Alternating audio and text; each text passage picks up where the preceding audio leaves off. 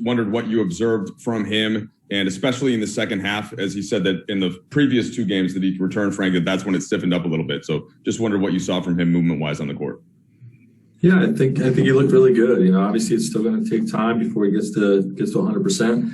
But I thought most of the game he was in control, and looked like his old self. And it was really positive night for us, or day game for us to see him back out there and to see our full cast of characters all playing together for the really for the first time. I believe have all those guys in there.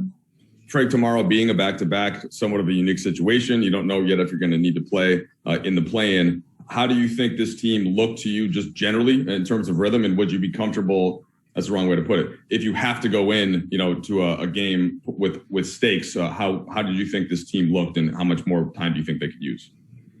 Yeah, we still, could use a lot more time to find cohesiveness, but I thought there was a lot of positives, with today's game. It was a little bit of a snapshot of what we could look like. Certainly on the defensive end, we can be a lot better than we were, and we'll have to be if we're going to win in the playoffs. But we don't really have control of how much time we have. So we just got to make the best of whatever situation we end up in. And if we have to play a playing game, we're confident in what we can accomplish. Dave? Frank, kind of along those lines, will you go for it tomorrow? Will you play your full group and play them, ample minutes? We'll meet with the medical team, and see where everybody's at in terms of the guys coming back from injury. And, we'll make a decision on who's in and who's not in tomorrow. Kyle?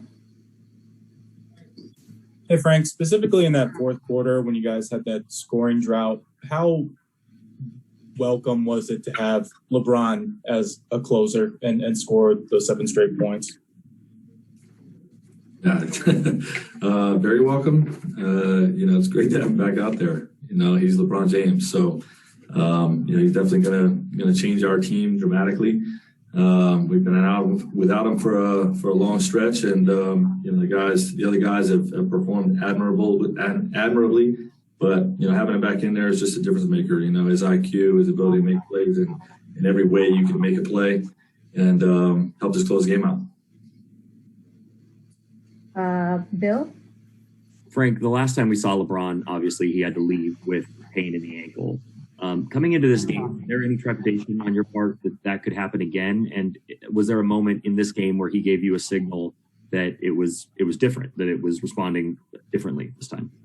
No, we just proceeded like the ankle wasn't an issue, and if it became one, then they would let me know. He would let me know, or the medical team would let me know. And that point never came.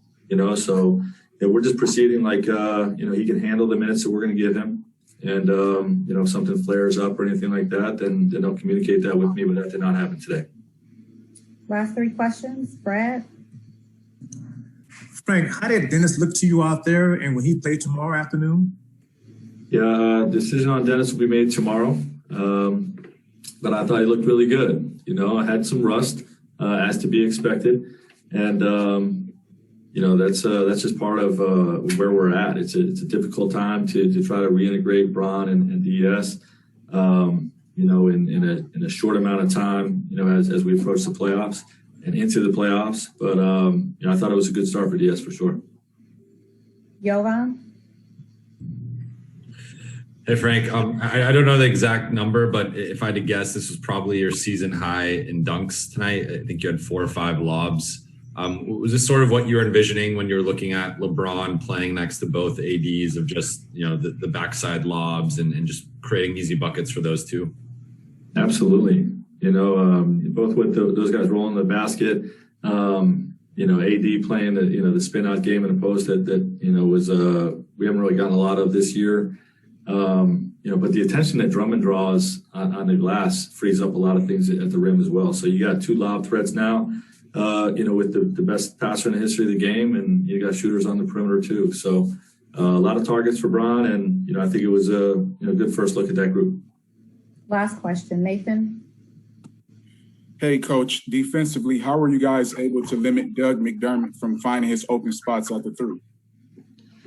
Yeah, well, I want to credit our bigs. A lot of times you look at a guy that was chasing him, and our guys did a good job, KCP and Talon and Kuz and whoever was on him, flying around on the perimeter. But we made sure that our bigs were up, giving him appropriate attention every time he came off a screen. And we got hurt on the backside a couple times when we did that, but it was really a team effort to slow him down. All right, thanks, Coach. Thank you.